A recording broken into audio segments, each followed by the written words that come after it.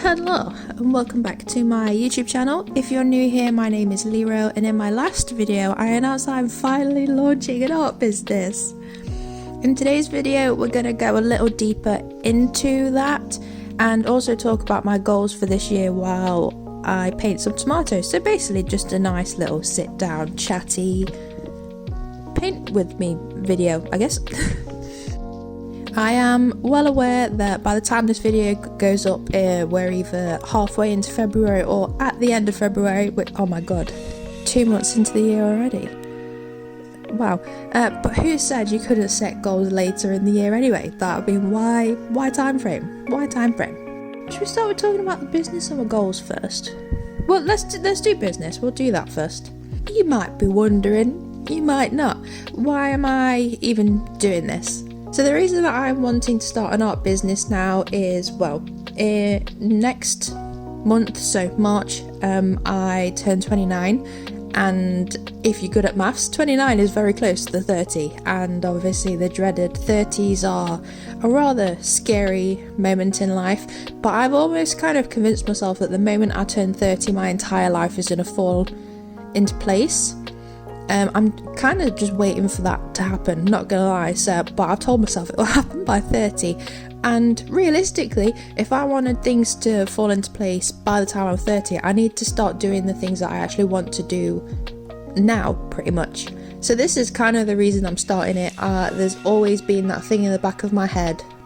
Has there? No, kind of, especially the last couple of years, like pandemic years, just kind of thinking that I want to be able to do just the stuff that I enjoy. And don't get me wrong, I am doing a lot of stuff that I enjoy doing, but I also just want to be able to like do it as my job as well. Like, I want to be the person that's able to do the thing I love for work, because I just can't see me working in an office and being an office girly. It's not me. So that's one of the reasons. The other reason is basically the current job that I have. I'm not going to go into a lot of detail, but basically we started 2025 and things were mentioned that basically just made me think like shit, essentially.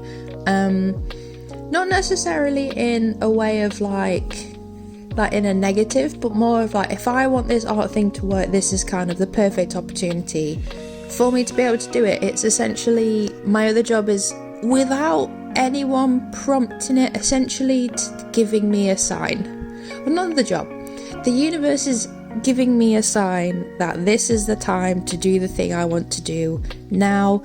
It does essentially mean starting over. And the reason I say that is because with my other job right now, basically the premise of it is I am already self-employed, so I already know how going self-employed with art is going to work. But basically I am self-employed in another job that I have, and basically I don't know how much longer that job is going to last. So basically I'm seeing it as a silver lining, I am seeing it as a positive, and I'm taking it that something is telling me that the thing I want to be doing has got to happen now. That I've been telling myself for, like I say, like post-pandemic, probably the past couple of years, and people around me have also been saying it, that I need to start doing the thing that I keep saying I want to do, but I haven't done it because imposter syndrome. So now is the time to do it. So I am now doing it. So let's then move on to my goals for my first year in business. This isn't specific to the first year in business, but because I am literally starting from nothing, like no art, no audience, no nothing, I'm basically dipping my toes in and saying this is what I'm going to be doing for the year to get me going, to get me into the routine of actually basically having an art career, if that makes any sense. So yeah, so the first one, and probably the most important one, is to be consistent. I am one of these people who can put my entire 150% into something for about 3 weeks and then it dies down, and then a couple weeks later I'm like, oh yes, haven't done that in a while, oh well, and then I just go and like carry on doing it. However, the ways I want to be consistent is by uploading to YouTube twice a month, which is probably a more realistic goal for me right now. If not, every 2 weeks would be great, because that potentially means that I'm uploading more than twice a month, depending on how the weeks fall, but it gives me a bit more leeway if I just say twice a month, because that could be back to back, or one at the beginning of the month, one at the end, who knows. It's working around me as much as possible while still being consistent. The reason I'm wanting to upload to YouTube is to prove the consistency. Like, in a year's time, I will be able to look back at my YouTube channel and be like, wow, I actually uploaded for an entire year like I said I was going to, and basically just prove to myself that I can get out of this thing of only doing things for a couple weeks at a time and then running out of steam. So yeah, that's one of them. So I do know that I technically missed January. I have an explanation. One, I got really poorly with the flu. I don't know if it was necessarily a flu, but I felt awful. I felt just as bad as I did when I had COVID, but it wasn't COVID, so that's nice to know. So that really threw me off for an entire week. Like, it just so happened to be the week that I wanted to get the first YouTube video up and out was when I was poorly, so that was just fantastic. The other reason was because I actually changed my plans for the first month to essentially launch the business earlier than I was expecting. I wanted to basically kind of grow a bit more of an audience than I have. Before I even fully announced that I was doing art as a business in the first place. So I have basically already announced that I've launched a business and I'm doing pet portraits. If you're interested, there will be a post in the community part of my YouTube channel. But yeah, my plans entirely changed from what I originally was going to do. So I basically put like YouTube and editing and all of that on the back burner and focused on that part of it first, because I wanted to try and do a couple portfolio builders, if that makes sense, before I did anything else. But that was because of the news that I received at the very beginning of January. I literally went back to work, got the news, and was like, now I'm changing things. But having said that, that just goes to prove that even if you have a definite plan that you think you're going to stick to, it can change and it can still work. So if you're going to take anything away from this first point of, listening to me jibber jabber as I am doing, take that as a really good piece of advice. Things can change in an instant and things can work out. It's fine. So the other way I want to be as consistent as I possibly can is actually forming a habit of being creative in my sketchbook, basically just as much as possible. I don't know if anyone else does this who is interested in art, but you will see like these sketchbook tours or, spreads on Instagram and TikTok and shorts and blah blah blah of people's sketchbook spreads, and they just look beautiful and flawless, and it's like, how have you planned out this actual masterpiece and it looks beautiful? I don't want to do that anymore. I don't want to be looking at people's art and basically just kind of thinking, how on earth do I do that?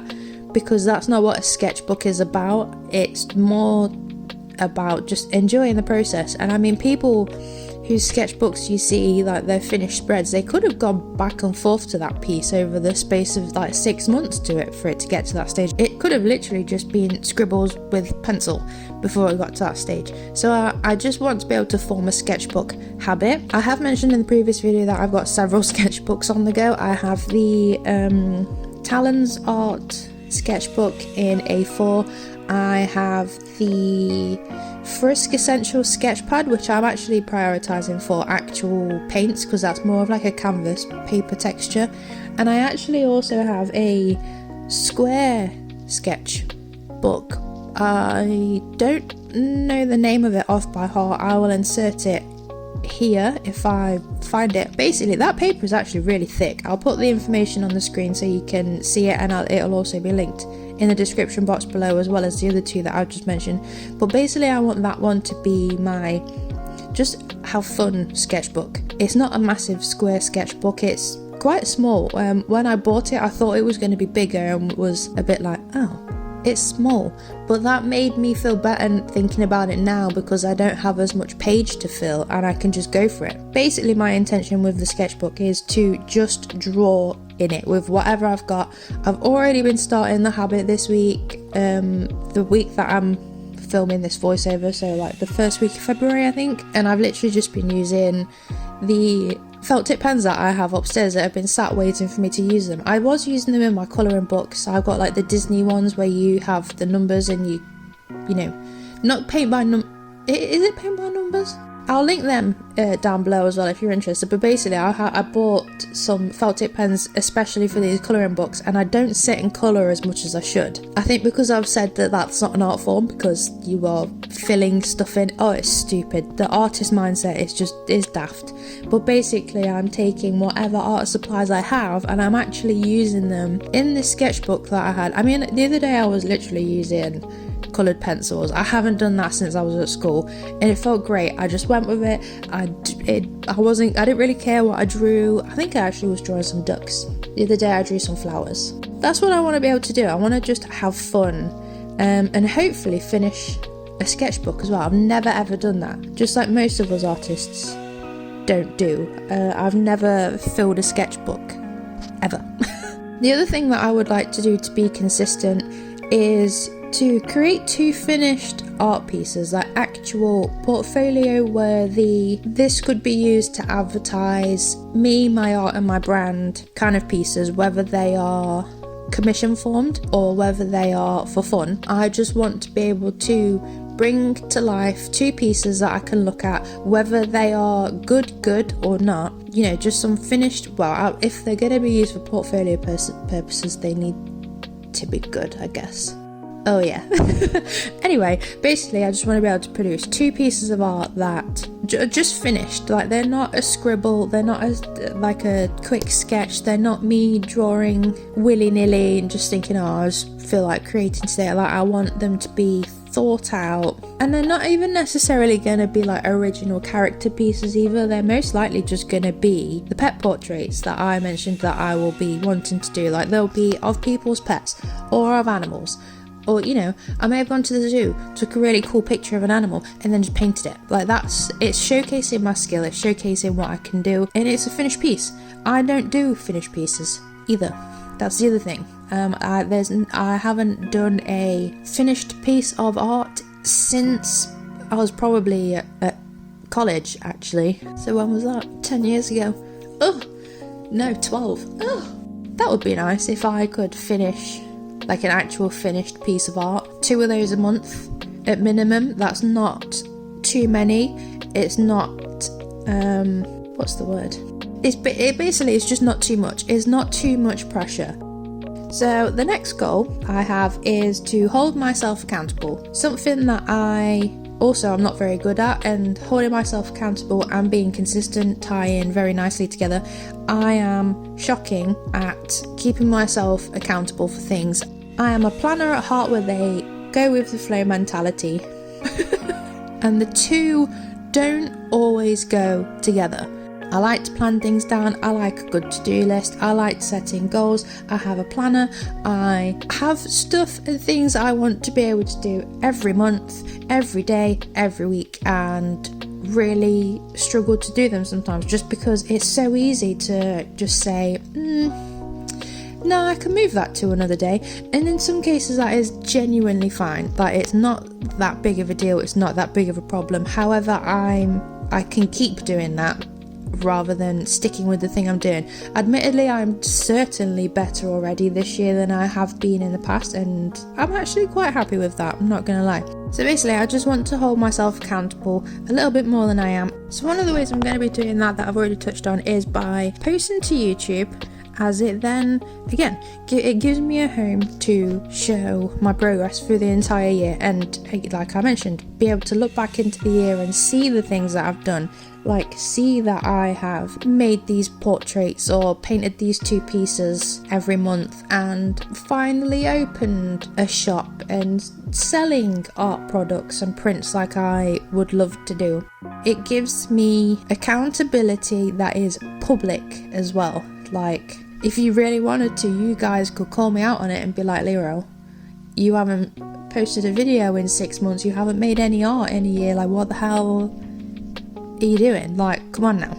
The other way I want to hold myself accountable is by remembering to be active on social media as much as I can. This is more just to show like really quick stuff that's going on in the background, you know, like to be able to show that I am active offline when I'm not being active online. Basically, you know, just a story on Instagram is enough. A little community post to be like, hey, YouTube videos going up, hey, this is the next idea, tell me what you think about it, or like a poll or something.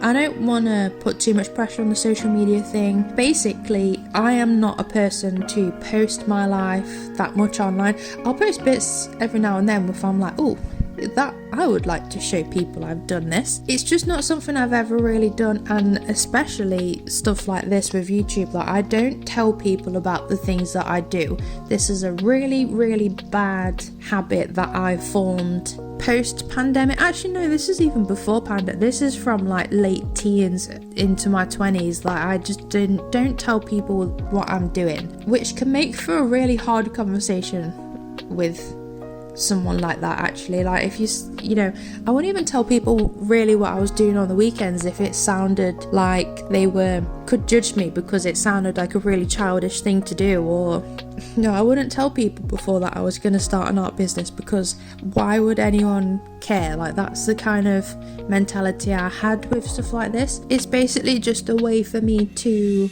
essentially like also cheer me on as well, like cheer myself on. I want to be my own cheerleader. I am the main character, so therefore I need to act like it. I need to be holding myself accountable. I need to be showing up for the thing I want to be doing. I need to do these things if I want to live the life I want by the time I'm in my 30s, and that is only a year and a month away. The other goal, and this is another big one, I was going to say it's not a main one, but no, it is. I want to be able to create some more freedom in my life, and I don't just mean freedom to do what I want.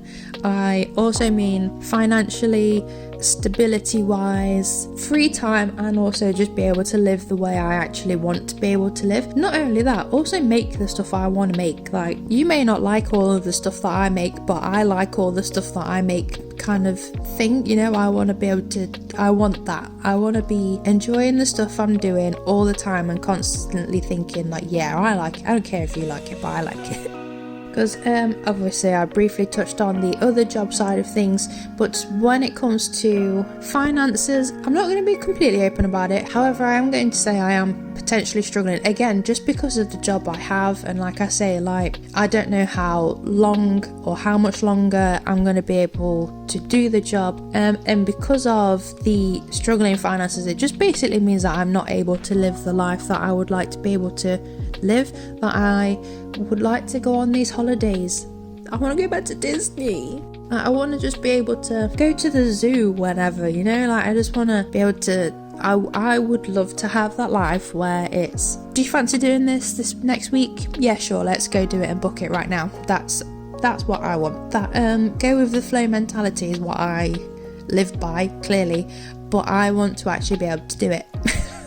Under the giving myself freedom in life also means creating a business that works around me, with the way that I live, how I want to live in the future. Like I can cater it, and I understand. Again, I'm already in the self-employed industry. I know exactly how it works. I do and also know that if you're not working, you're not earning. However, there is a really good balance you can get with this kind of job, and it is achievable. I've technically done it once. I know I can do it again, and that is my aim, and that's what we're going to do. I'm going to create a business that works around me, how I want to live now and how I want to live in the future. And then again, obviously I've touched on this very, very quickly. I want to be able to make and do stuff that I want to do for this business. If I want to make huge A0 size pet portraits, I will. If I want to create a comic book about my fantasy characters that live wild and free in my head, I will. I don't want to niche down. I don't want to be in a box. I want to be able to create the art I want to create, and none of you lots can stop me.